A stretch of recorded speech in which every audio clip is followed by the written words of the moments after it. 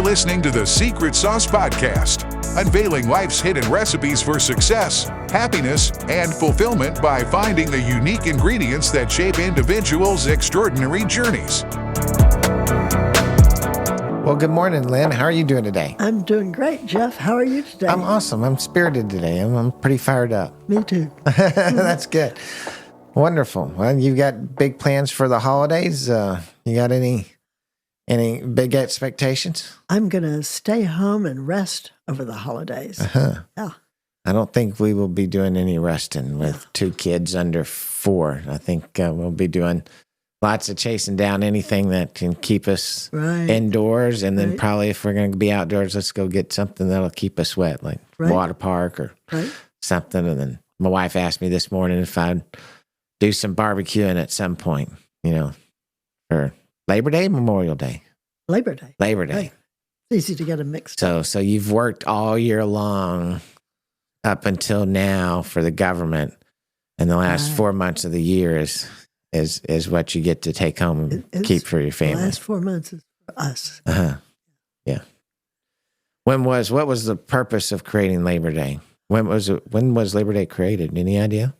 I don't know. Yeah, I don't know either. I don't know. I wonder what president decided. Hey, these guys need a break. Let's give them a holiday. Yeah. And then why 9 months into the year was it important to celebrate Labor Day? We need to have our research team find that out for us. We'll do that. We'll probably need to get some paper in front of us and some notes that we don't have either. Right. So,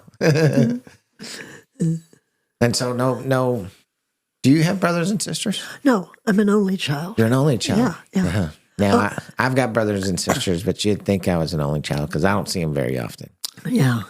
I talk to my brother. I don't talk to my sister all the time. I talk to my brother quite a bit, but it's kind of what I call soft conversation. It's not anything too deep or too relevant. I know he stayed safe during the storm down in Florida. Oh, was he in Florida? He was. Oh. He was supposed to be in the track of the hurricane coming through Jacksonville, but it didn't happen. Oh, yeah. Yeah. And he's in the cheese distribution business, and so he was sending pictures of people getting ready for hurricanes days before it even came, and then when it didn't show up in his area, Jacksonville, he said the grocery business will be dead for the next 10 days. Oh, yeah. Everybody bought everything, so. And they really know how to prepare down there.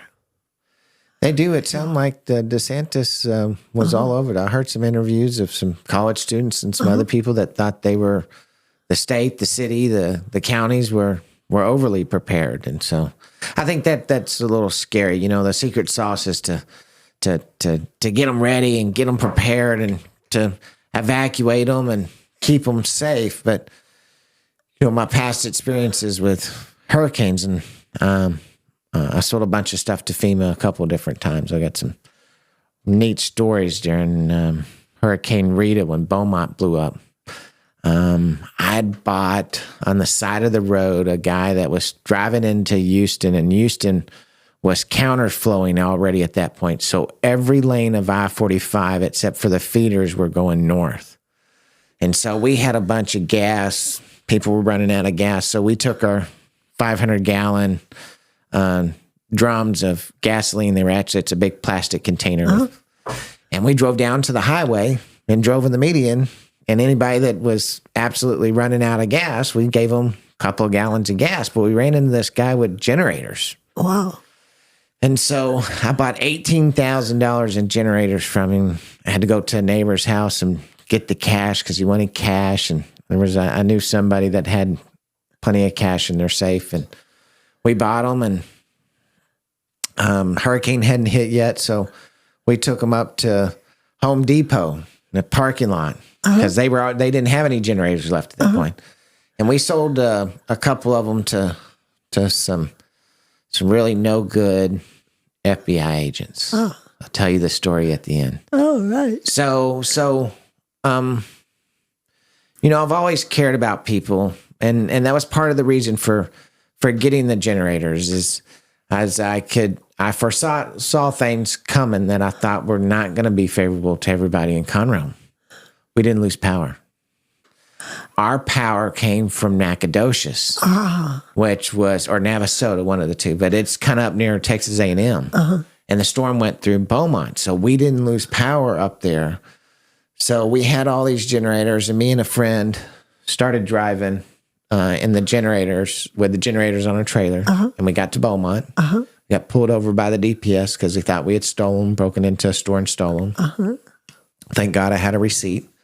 And then they wouldn't let me leave. They took me straight to the EOC. And we walked in. I met Jimmy Johnson, which was the county judge. I met the mayor, which I don't remember his name. I remember his mustache, but not his name.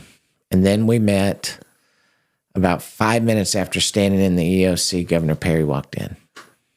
And his team of 12 or so that he had following him, they got over to me and my friend and asked us why we were in the room, because we were just kind of standing there. Everybody stopped paying attention to us, and he wanted to know why we were just standing there.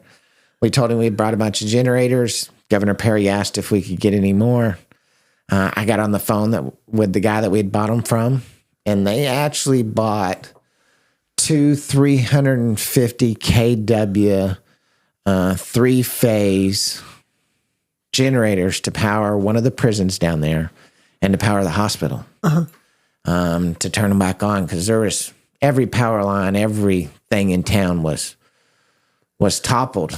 They made a deal for a couple $1 million, a little under $2 million, and they literally drove those generators. They took them off oil rigs in Oklahoma, and they met the DPS at the county line.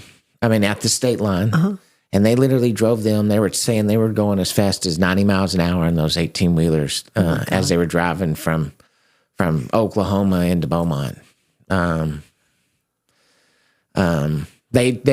18 generators that I had that night, they told me they'd take my truck and take my trailer, and they'd go deliver them to each one of their fire stations, or they would deputize me as a volunteer fireman or whatever. I ended up getting the chief's hat, but I wasn't a chief by any means. But and we drove around with another fireman to every fire station in Beaumont, and we passed out our generators so they turn on their walkie-talkies and their coffee makers. That was their biggest concern: coffee makers and their walkie-talkies. And so it was really cool experience. Something, I'll certainly never forget meeting Governor Perry. The two crooked FBI agents stopped payment on the check because we didn't lose power. And then they called me, and I told them what a worthless, no good thief he was, and he didn't appreciate it. So before I could get from my house, which is about 10 minutes from my office, I received a phone call from the Attorney General of the state of Texas. Not the actual, but their office. And I explained to the first person how they should never, ever want to pick up the phone and call me again. And a lot of words that they probably had never heard before, working as the Attorney Generals for the state of Texas. And then, so I hung up on them. And then I got some senior person who then transferred me to Janet Dan. You can look her up. She used to be the whole Southern Texas Attorney General. And she explained to me how it was in my best interest to have them return the generators, and let them not worry about their bounced checks that they stopped payment on. I told her what I thought of her, and then they sent me a letter. I had to hire an attorney, had to go down for a hearing in downtown Houston, and there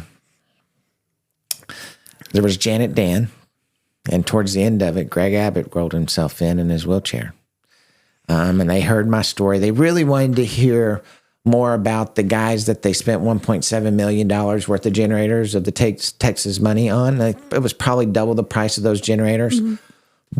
But Greg Abbott, Governor Perry negotiated that deal. I mean, literally on my phone, I stood there. He asked me, he was trying to get me to do it, but I didn't know all the words back then. And so we got done with the hearing. They said I didn't do anything wrong because I bluntly asked them. They told me again to take the generators back. I stood up and started cussing both of them out. I told them what sorry MFers they were for making me spend money after as many lives as I changed and all the people that got power from me. And at some point, my ex-football playing attorney hit me in the chest so hard he knocked the wind out of me. I kid you not. It's a true story. He dragged me by my arm to the elevator. I finally got my breath back on the elevator at some point. I didn't even say bye to him. He literally just dragged me out of the room. We get on the elevator and he says to me, Jeffrey, the last thing you want in your life right now is 2 FBI agents and the Attorney General for the United States. We're going to take those generators back. So secret sauce is, sometimes you just can't win. Sometimes you can't win. No. It was a great story. I got a great hat out of it. I got some cool pictures that are probably out there somewhere on the net. Meeting all the firemen. I mean, they hugged me like I was their wife. They were so excited to see me because they were stuck in the firehouses. They had to be ready, and so. But meeting the governor, I always tell because he's the governor today. Right. So I've told the story many times. There's not many people that probably cussed out Abbott other than Jeffrey Davis.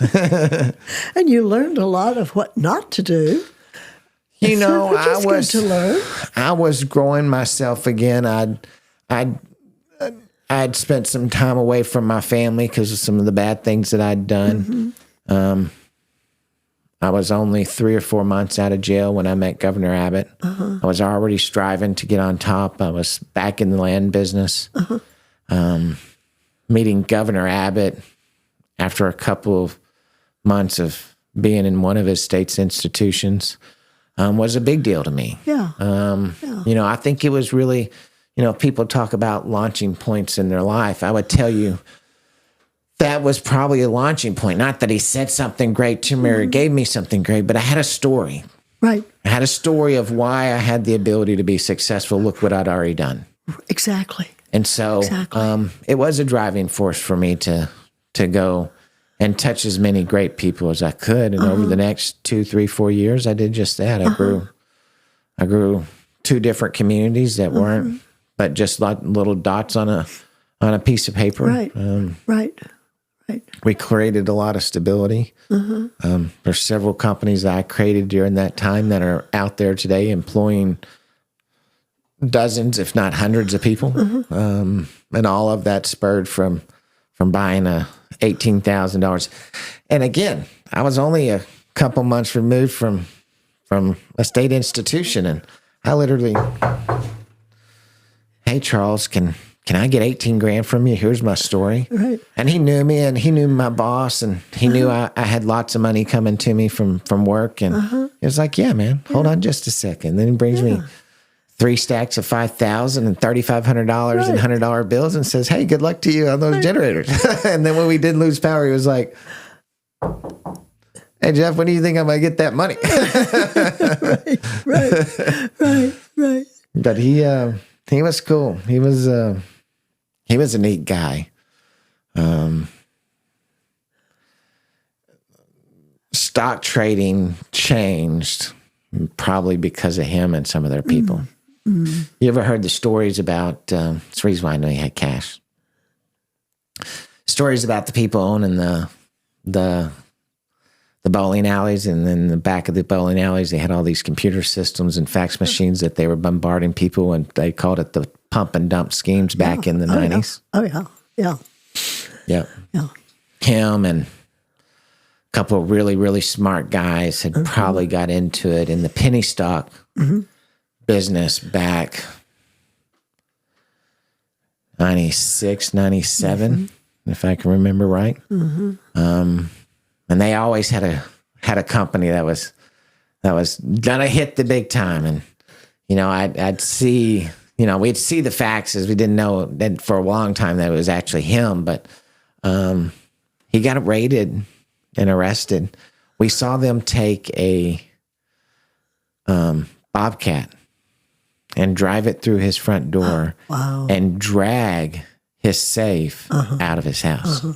They destroyed, went through a wall in the master bedroom. They literally dragged his safe out of the house, regardless of what they were doing to the home. Right. And I saw him several years later, so he probably didn't go to prison, but he definitely was a super wealthy man because of the penny stock era. And I think there was a lot of them out there. I think they call that crypto today. It's just a different. Are you into crypto? You have any crypto? I am. I have crypto. I am too. Yeah. I believe it's the secret sauce to crypto is knowing that today, in my opinion, in today's market, the only way to stabilize and grow crypto, because today you're not going to see Bitcoin back up at $100,000 or $89,000. It can get back there, but you're going to have to create a whole lot of millionaires along the way. So at one point, there's some cryptos that's out there that had 12,000 millionaires they created in 2 years. And then it went back down. So they said the number now is it's in less than 1,000 all of a sudden because of, but I believe that there's a lot of people around the world that want to put money somewhere that their government doesn't necessarily touch, even though you're taxed and regulated, even in America, on what you own, what you don't, what you sell. But I think to make it stable again, which the billionaires are not going to let it go away, they're going to have to create millions of millionaires. And so I think buying some of the right ones could help you experience that, like some other people I know. I know a person that bought and owned Bitcoin in the 90s. I almost bought Bitcoin when it first came out. When it first started, it was fascinating to me at the time. I didn't. 1989, is that right? Yeah. Somewhere in there. And then I bought Bitcoin in 2017. Okay. So I bought it at a good price. Yeah. And then sold it at a good price. Did you buy it at $3,000-$4,000 and sell it at 15 or 20? No, it was higher than that when I sold it. Yes. But I have some other things now. I like crypto. Yeah, I like crypto.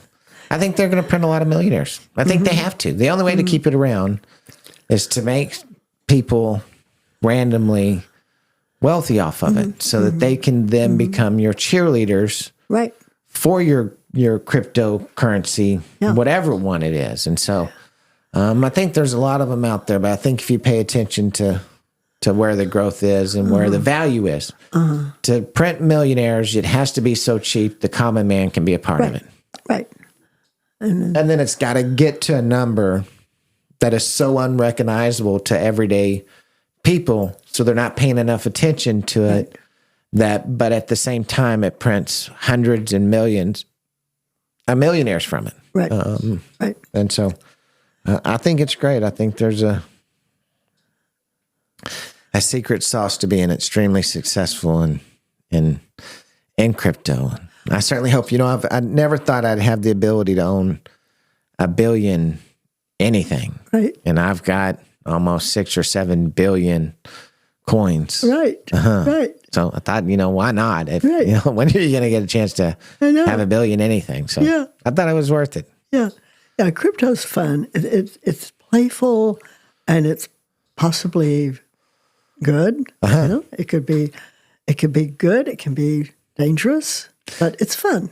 Yes. So you look at it kind of like going to Vegas. I'm going there with $3,000. If I come home with zero, I went to Vegas with $3,000 to go play with. Yeah. And that's kind of what we did. We thought, hey, if this is going to be our chance, we've got X number of dollars to throw at it, and let's let it sit there and let it ride, Because, most of them, if you look back, except for the ones that disappeared or got sued by the government. Over time, they all grew. There wasn't a Right. coin that didn't grow at some point. Didn't Now, I grow, think a lot of them have gone down, but I like it. I think it's going to be a lot of fun for a lot of people, but we talk about it. My wife and I do. Most people earn, work, get educated, get it passed down, their wealth. But crypto has the ability to take everyday people and make them multi-millionaires. And it's done it for a lot of people. It has. And so how has that affected our country or the world when you get people that become millionaires not from hard work? Well, you have a lot of young people who were able to get very wealthy from it because they could play with it. First time my wife and I went to Seattle, or second time actually. We were at a breakfast place called the Biscuit Bitch. And they kind of yelled at you like you're going to somewhere. They told you to hurry or move fast, or they kick you the hell out of the store if you weren't fast enough. But outside, I talked to a guy for just a brief second or two, and he had on a platinum solid gold Rolex. He looked like he was 20-something. Just asking him. So I was like, how'd you get there? And it was like, crypto. Right. Right. Yeah, and he had on the fanciest platinum Rolex I think I've ever seen. Yeah. So I think it's possible. I think it's probable. Right. But it's not a tomorrow morning success. Right. I think it's something that you're going to have to hold and do your time. And you have to learn about it. You have to do your homework. Yeah. Well, secret sauce to anything in success is doing your homework, paying attention to what you know and what you don't know. And what you don't know, you find people that can tell you. Right. I'm a big proponent of that. I had a incredible land deal one time, a guy buying a $9 million ranch from me. And I was talking to one of the super wealthy people here in the Burleson area, Mr. Shipman.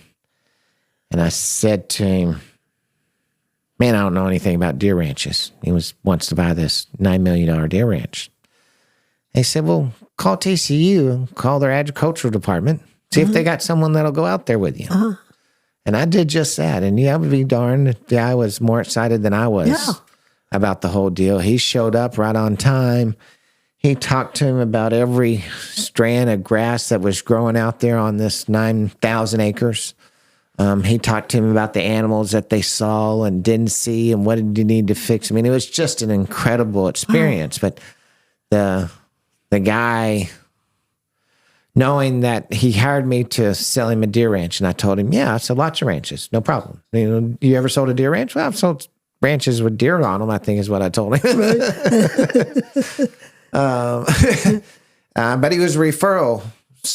Friend of mine who's got a real estate license called and said, hey, man, I need you to help my buddy. I don't know anything about I do one aspect of real estate, and that's not it. And it was a cool experience. I mean, so never hesitate to reach out to anybody for help, because you just never know. I mean, this guy was the dean of their.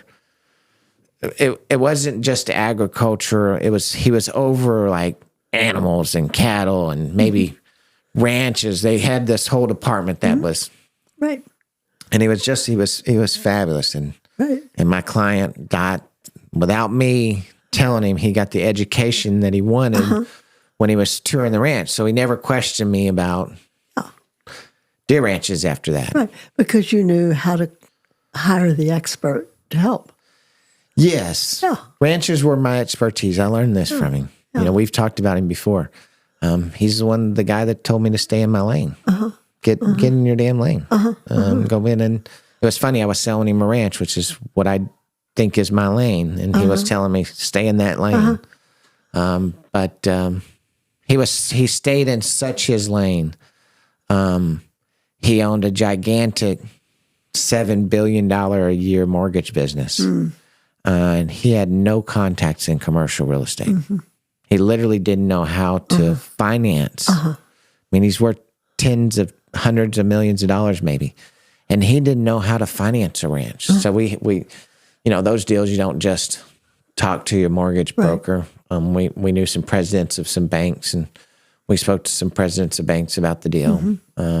We got one of the local banks presidents, met with him. He has massive assets. So they were like, yes, no problem. Needed to appraise. The appraisal came in like on a Monday. They closed on a Thursday. Monday morning, the bank president died, heart attack. Oh my God. And so that deal may have not would have happened, because if it would have gone into the new year, the guy selling wasn't going to sell it. His wife was dying. And she died a week or two after they sold the ranch. And I've heard he probably wouldn't have sold it. So interesting about timing. Timing is very interesting and very important. We don't think much about that, but I do think about timing, because I know you disagree with me, but timing and preparation equals luck to me. Well, yeah. I don't disagree. I think maybe you throw grace in there. You got to be ready for the timing, right, and the opportunity. But I think that equals luck. You got to be ready for it. You got to be there. You got to have the commitment. You got to put in the time and be ready to move. Be ready. Yeah. I think lots of people would have a whole lot more success in their life if they were just willing to adapt and change. Yeah. Doesn't mean you leave where you're at for new. The grass is not always greener at the next spot. And I find that a lot in business today with the generations below me, is that there's none of those people that have been on their job 20 years. Right. You're lucky if they've been on their job 4 or 5 years. Right. Where my generation and older generations, they're retiring from their job, which means they've been there 20 years or more. My dad did it. His granddad did it. But you don't see that now, because the grass is always greener. They get a job for $90,000. They might be working there 2 weeks and start looking for new jobs, because they got a $90,000 salary here, and start telling people they want $110,000 and start looking for jobs, because now they have a baseline. Right. And now they try to move their baseline up. And so they're going from opportunity to opportunity to opportunity. I don't know, as a hiring person, how you would hire that person. I wouldn't. But I heard the Dallas Cowboy recruiter is probably the wrong word. Scout is probably a better word. Scout. He died. And yes. But they were talking to him, and he said, we revolutionized scouting by asking the not so normal questions. Like, we'd ask you, do you play baseball? Did you play baseball as a kid? Oh, okay, great. What positions did you play? And I wish that he would have told me why their computer system and their analytics told them. But he said, if you played outfield or second base in baseball, you were not going to be a professional athlete. Interesting. And so if any of them would tell him that they played second base or outfield in Little League Baseball, he'd immediately cross them off his list. Didn't matter if they were the Heisman Trophy winner. That was gone. I thought it was fascinating. I wish somebody would have asked him the second question and said, okay, why? What about those two positions in baseball made him not a good athlete? Yeah, he died a couple of days ago. He did. Yeah. And revolutionized the industry, He came up with his own secret sauce, That's why, we talk about it a lot, and we want people to know other people's secret sauces.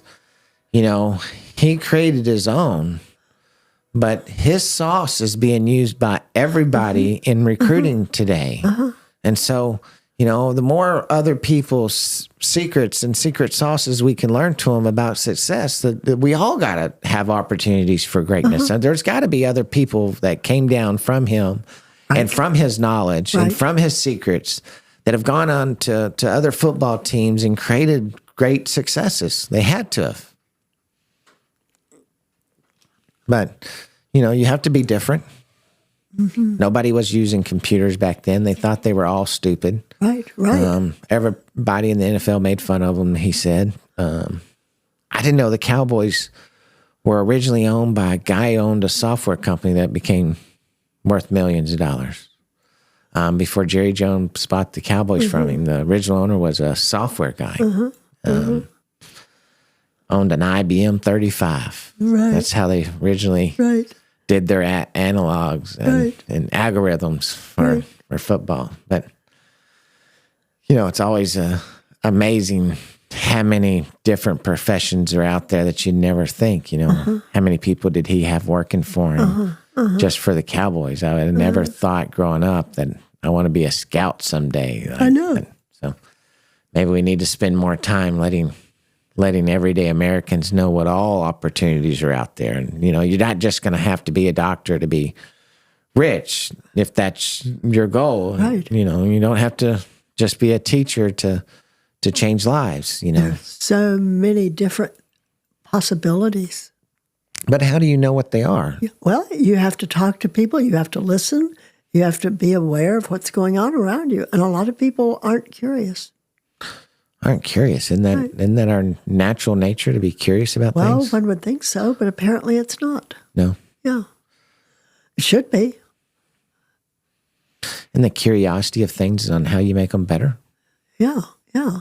Whether it's a personal relationship with a friend, relationship with your kid's teacher, it's curiosity, even asking. Right. It's probably one of my techniques when I do sales with people is I want them to let them know I'm interested in who they are and what they are. So I'm curious. And so I ask questions to let them know that I'm curious on who they are. Because I believe if you're talking about you when it comes to sales, then you feel more comfortable with me, even though I'm not the one talking. But the more you talk, the more comfortable you feel with me. And so I like asking the curious questions. And it's interesting to find out how people became who they are.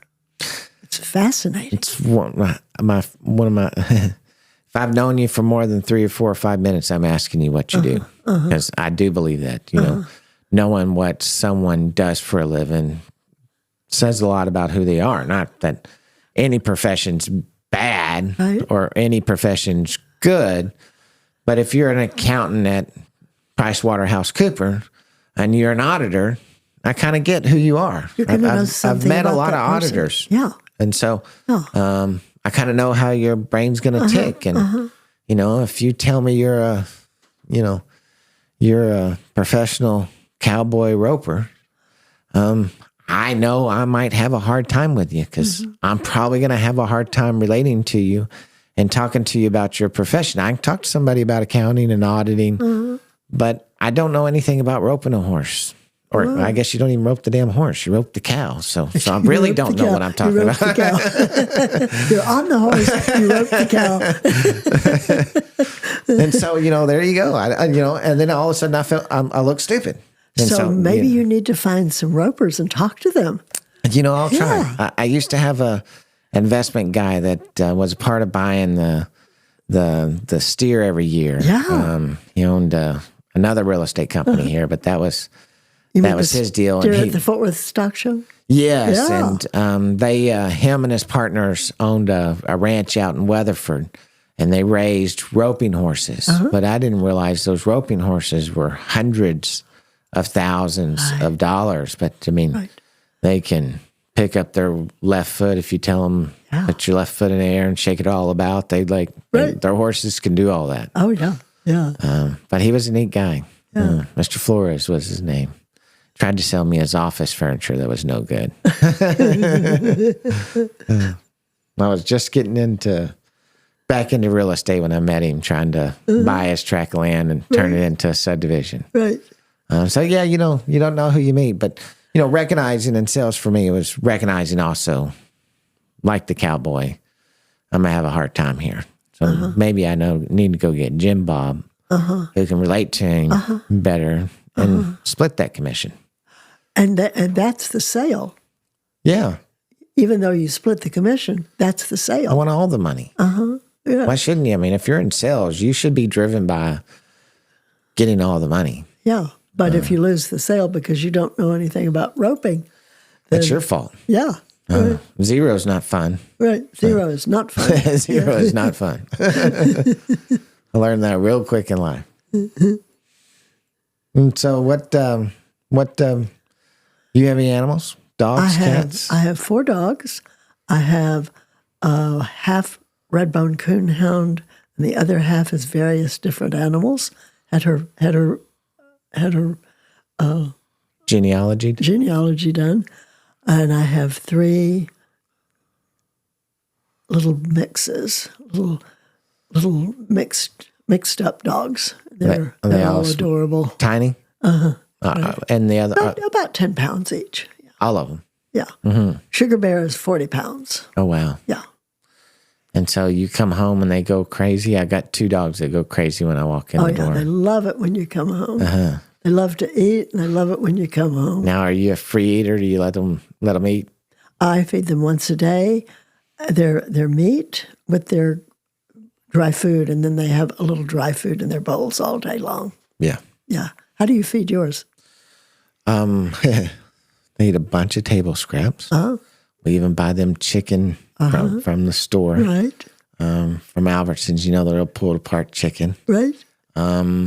And then they have a bowl of food where they can go and get it whenever. Our dogs I don't know how your dogs do it, but if either one of the bowls, the water bowls or their food bowls go empty, then we have tile floors. They will push that thing and scratch it on the floor, all like they put their paw in it, like they're making a record or something.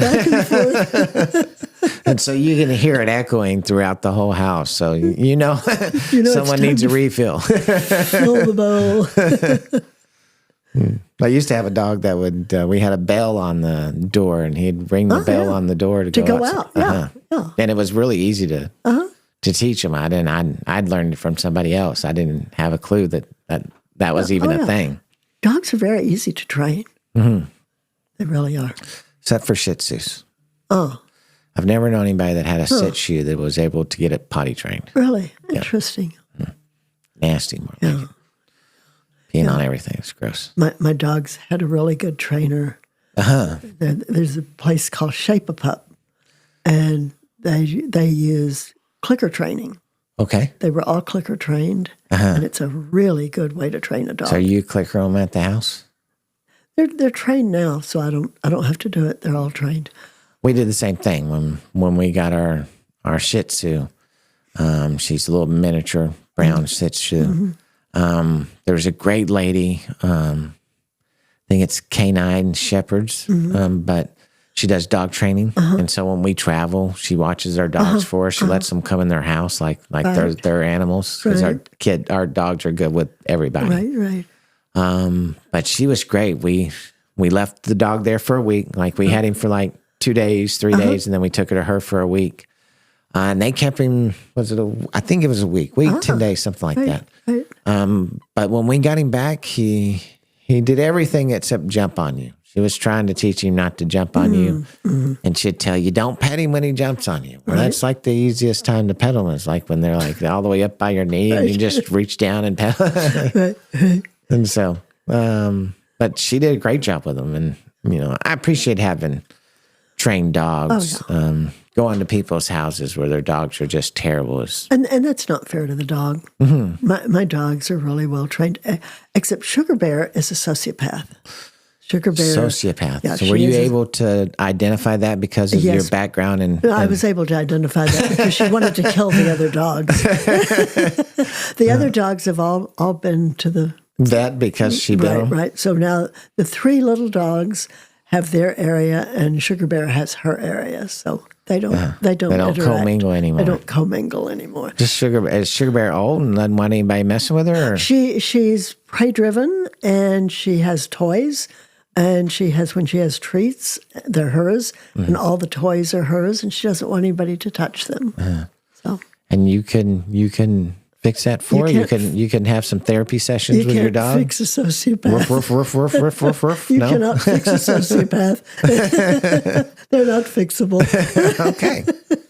But we love her. You love her? Yeah. No lithium? No lithium. Had her on Prozac for a while, but it didn't seem to make a difference. So you're like, man, forget it. She's still biting my other dogs. Just took her off. That's crazy. We had a dog that was getting kind of same thing. A friend of ours was watching our dog, and their dog decided to bite the dog like every time they watched it. So we eventually stopped the watching. Right. So were you always an animal lover? Mm-hmm. Yeah. You always had pets growing up? Always had pets. I've got a lot of clients that don't allow animals in their house at all. I can't imagine life without animals. I saw a client of mine crawl into another man's lap because a dog came in the house. Right. For real. Like, I believe like this guy, but where he had grown up in another country, dogs were everywhere. And so he had been bitten a bunch growing up by just all the stray dogs and all the streets. And so he was afraid.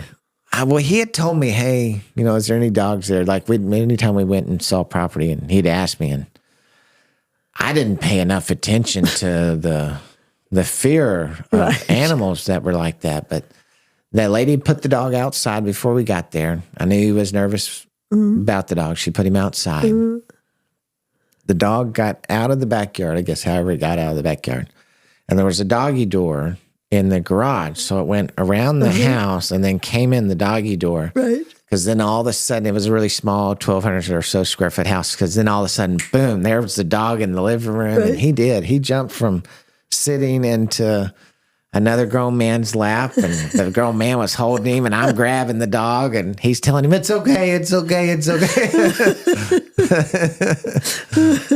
So not all of us appreciate animals the same way. And I don't, maybe they have a different appreciation for them, just not in the house. Yeah. I used to be afraid of dog bites, but I had an Australian Shepherd who was blind and deaf. And so if you surprised him, he would bite you. Not because he was mean, he was just shocked and surprised. So I was bitten 3 times by him. And I'm not afraid of dog bites anymore because it was okay. Well, till the next one.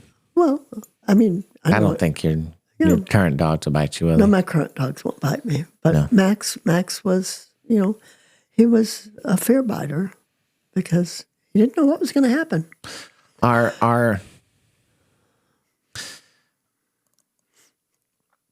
Do you counsel people that their dogs are too important to them in their life? Or is that I don't think dogs can be too important. Well, if they put them in front of their family and... Well, perhaps. Because I see a lot of people, and I just see them online, so I don't know their personal life. But I kind of think dogs are the most important part of your family. See, I think it's the kiddos and the wife. Oh, I do too. But that's just me. I do too. like obviously, the children have to be most important. And your wife, I think there's a lot of single women and men that their animals are like their kids, and so they don't need anybody else. Well, they might be. I read an article that said you shouldn't have a dog until you have a relationship. No, you don't think that's so? Come on, you have to have a dog. You have to have a dog. This is the first time in my life I've not had a cat. I've always had a cat. So cat people don't scare you. I've always had cats and dogs. I've never had any other kind of animal, but I would be open to that. I had some hamsters. It didn't work out. Yeah. Usually the dog eats the hamsters. Yeah, I don't know what I did, but they didn't live very long. Something dreadful happens. My wife was a cat person. She's still a cat person. I say a cat person because her and her sister had, I think, 7 or 8 kitty cats when I met them. And I did buy her a cat when she moved in with me after a while, but I wasn't going to have 7 cats. Yeah. No. You have to have the right number of animals. Like 4 animals is probably maximum. I would agree with you. Yeah. We our dogs are getting old, and we've even thought about another dog because I think we'd love to have another little dog running around. I think both of our kids would think it was like the best. Because Theo and Callie were there when they came, and so they've just been a part. They've always been there. Something new's not been there, so I think they'd love it. But we've got a cat and 2 dogs, and we'd like to travel, and so we're probably going to stay at the 2 dogs and the cat for now. Yeah. But I think if one left, we'd probably replace it. Yeah, yeah, yeah. 3 is good. 4 is probably max. So you've had a bunch of breeds of dog. What was your favorite? I had a Saluki. A what? A Saluki. It's like an Afghan.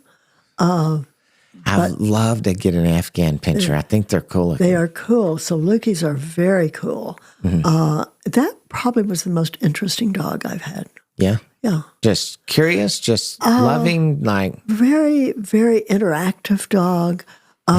They want to be with their owner so much that when we would go out, it was when I was married to my ex-husband, and when we would go out in the evening, we would get a babysitter for her because she would grieve and whine if she was left alone. Yeah, I had a dog that was like that. We were able to potty train her because she didn't want to be in the kennel, and she was like, "I promise I won't pee on anything if you'll just not put me in the kennel." And so we didn't, and she was fine. Yeah, yeah. But she hated the kennel, and she would cry, and I'd get phone calls. We was living in San Antonio in the quarry in one of the apartments, and I'd get phone calls from the office. Your dog's been whining for 5 hours. Oh my God, how sad! I'll be right there. Yeah, that's terrible. So yeah, my dogs are all kennel trained. I started training them when they were babies, and so they like their kennels. And at night they go into their kennel by themselves. Oh, do they? To sleep. Yeah, no, our 2 dogs are on our bed. The kitty cat, the dogs, it's like Tom and Jerry at our house. If the cat's anywhere near the dog is chasing the kitty cat.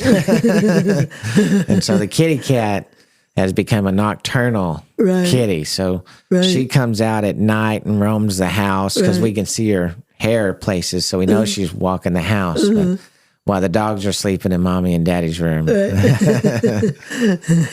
So she has freedom at night. Oh, gosh, yes. When they were babies, I mean, it was terrible. Like, my little schnauzer, like, the cat just anywhere around, he was chasing it all over the house until it got somewhere high enough to get away from him. And then he'd park his ass right below where she was sitting and waiting for her to move.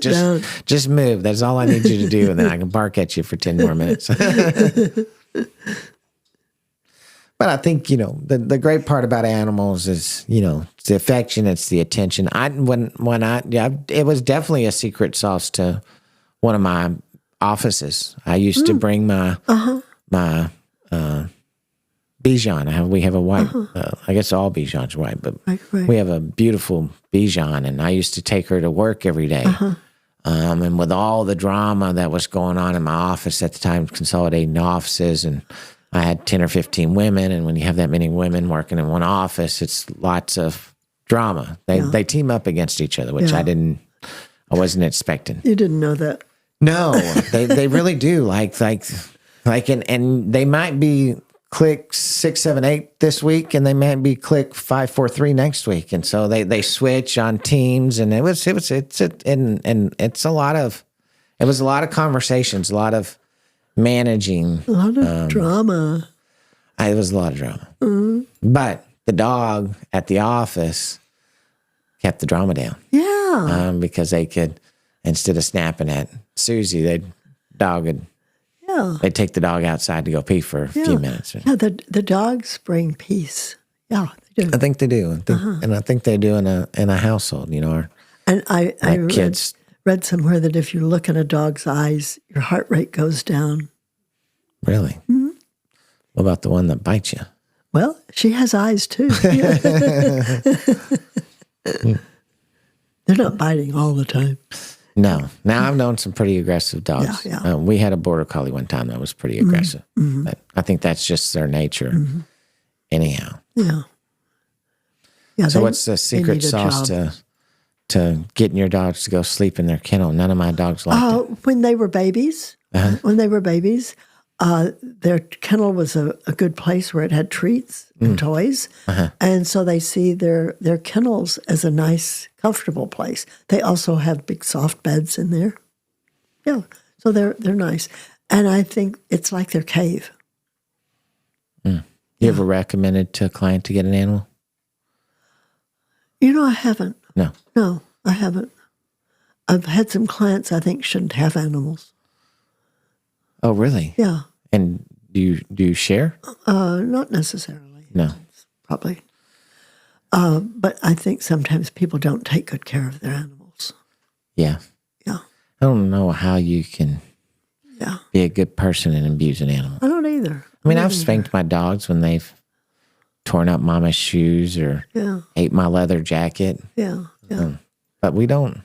Yeah. I can imagine not feeding them or abusing them or leaving them outside. Like our dogs don't even. We got doggy doors in our big old fancy house, so our dogs can go in and outside. And they track mud in. They've ruined my carpet. I mean, It's okay. it's okay. Yeah. Yeah.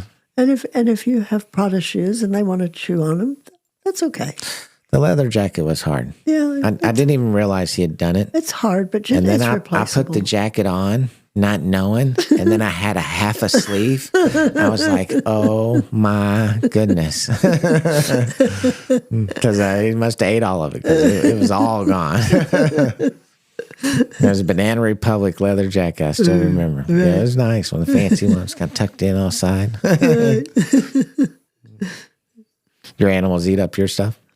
I've never had an animal chew on something they shouldn't have chewed on. But when they're young, I buy them lots of rawhides and things to chew on.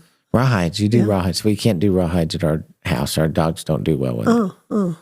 Now we do. You ever done the peanut butter bones? They love those. My dogs do great with those. Yeah. And I get the ears. Yeah. No. Yeah. Just sounds bad. So I'm out on that already. It's like pickled feet. No, thank you. Right. Pickled eggs. You ever eaten a pickled egg? Never. No. I don't think I will. I want to bring you some pickled stuff. We ordered some. I think it's called Mrs. Ann's. And they sent us a whole bunch of pickled stuff, like pickled beets and. I love pickle beets. Oh, do you? Yeah. Well, I can get that out of my refrigerator next Wednesday. Then. Yeah, I love pickle beets. Oh, you'll love it. They're pretty. I'm just not touching them. I'm not even opening the damn thing. Oh, they're good. You got anything to open them? It may be hard. You may have to hit it on the bottom a couple of times. Yeah, you bang them on the floor. No, you hit the bottom of it. I'd learned it. The lady told me it's like ketchup. You know, you got to tilt it just right. Okay.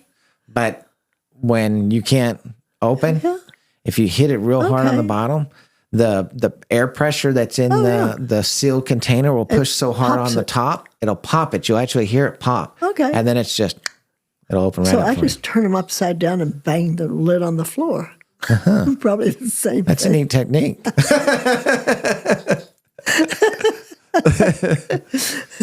Yeah, you can bring your pickled beets. I like pickled beets. I'm going to bring them to you. And I had beets in my garden, but this hot summer probably. Yeah, we started off the couldn't do summer it. great, but there's not anything left of it. It looked like it caught fire. We had our own little forest fire in our backyard. My garden looks that way too. It was terrible. You know, Not good. we've had gardens that lasted all year long, and this year it just didn't happen. Yeah, too hot. Too hot, Yeah. and it It's killed a couple of Texas. my trees up front too. Yeah, that's sad. Yeah, I've watered mine and I've probably broken some laws, but I've watered them. yeah. Oh, y'all have water restrictions out Yeah, there? in Fort Worth, yeah. I'm sorry. I need to get you out in Johnson County and run J-Sud water all day if you want. Well, I just do it at night. Secret sauce to watering is at night in Fort Worth, right? when they're not looking. I'll be sending this episode into the city hall today. Well, Lynn, it's been great. I'm super excited. Next week we have one of the owners of Santos Tacos. Oh, great. She'll be here. She has a very God-led story of her life. She's changed a lot of lives. I think it's going to be great to talk to her and hear her secret sauces to life. And I'm expecting we're both going to learn some great stuff. Well, I think just having a taco is life-changing. Our tacos were life changing, Right. And it was random. We were supposed to meet. I believe that. She called my wife about a property, wanting to put a taco stand or open up a new taco restaurant. We looked up the taco place. We'd never heard of it. I went up there to pick up tacos, and her and I hit it off like we were best friends, just to chatting. I gave her the phone number of one of the most influential men here in town, Mr. Shipman.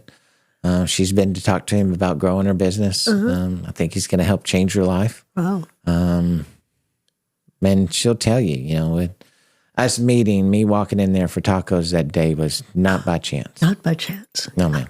Yeah. And I think that's great. If I can, maybe part of my secret sauce for my friends and family and people that know me is being able to call me and get a number or a contact for someone that'll change your life. Because, I've kept those people close to my chest, and I know who they are, and I know where they fit with other people. And so if I meet one of those people that needs one of those life-changing people, I give them that person's cell phone number. Maybe I shouldn't, but I think when they call and they meet that person or they talk to that person, they said, hey, Jeffrey thought you were great and you changed his life. Yeah. I think they listen to him. I hope they do. I know David does. Yeah. So, but I wanted to tell you thank you again. And Miss Santos Tacos will be awesome to hear from next week. Be fun to listen. So you have a good afternoon, Lynn. You too. Bye. Bye. Thank you for joining us for this episode of the Secret Sauce Podcast. Follow us on social media at The Secret Sauce Pod to receive daily encouragement on how to find your secret sauce to life.